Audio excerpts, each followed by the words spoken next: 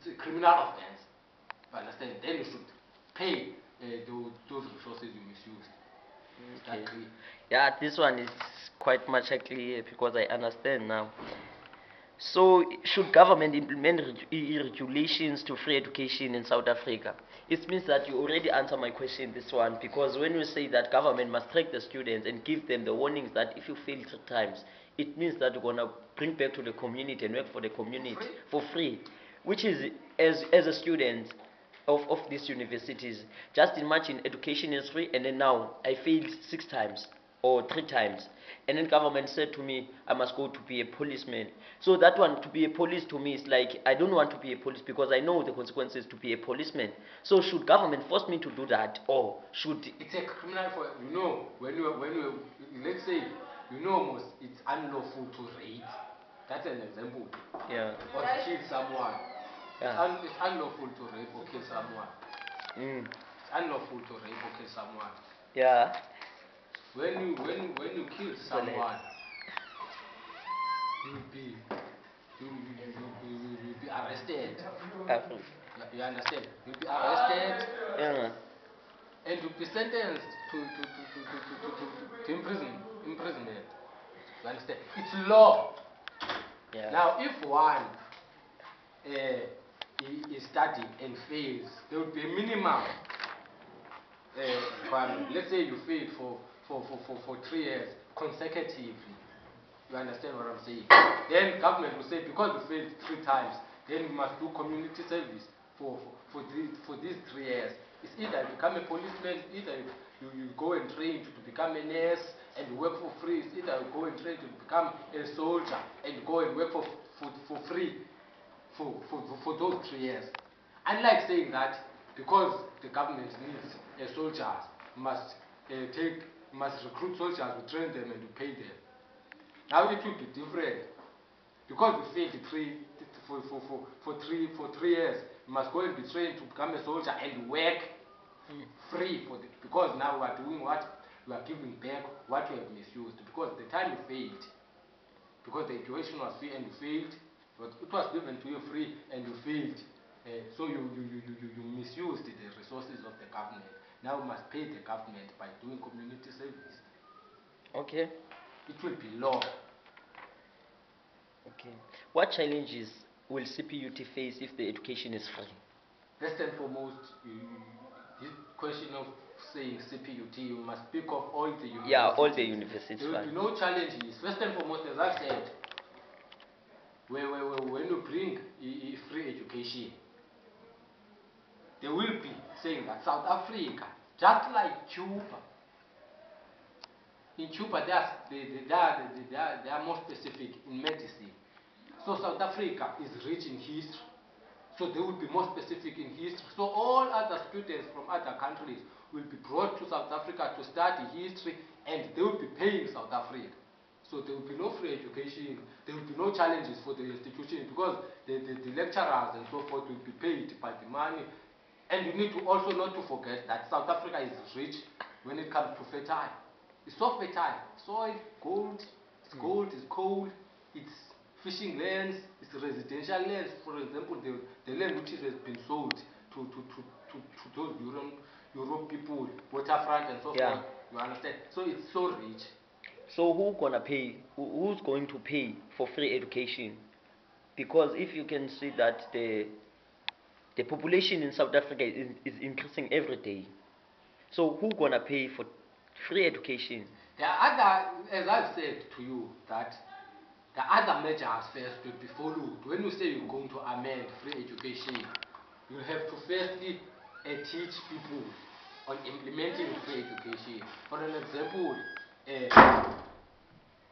there are other issues that must be deleted. For example, you can't say when a child is pregnant, you say I'm giving you a grant.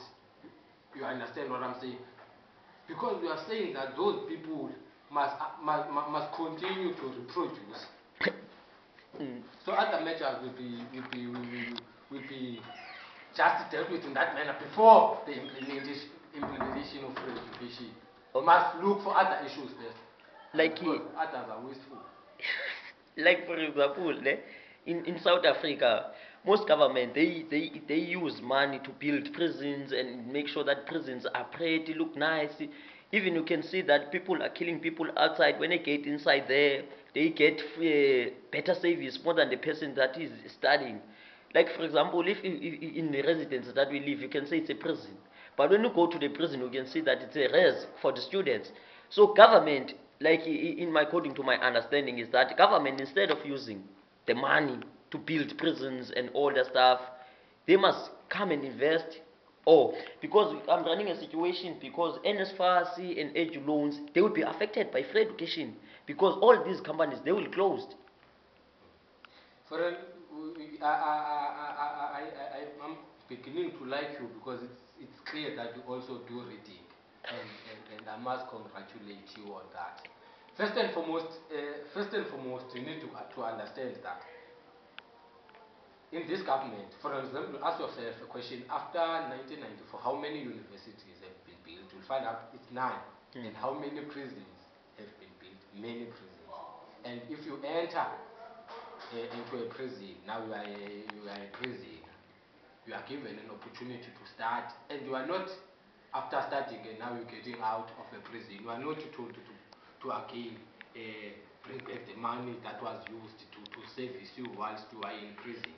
You understand? You eat free, you are given washing rags, soaps free, you understand? And you go to school in the prison free, and after you finish your sentence, you are never told that you must now service. Back you must to the bring community. back the money we serviced you. However, I as a student, willing to start at CPUT, I must try by all means to have funds. I must have money for upfront payment. When I'm registering, I must also have money for fees. Go take loans and so forth. And after I finish, I'm told to bring back the money. You understand?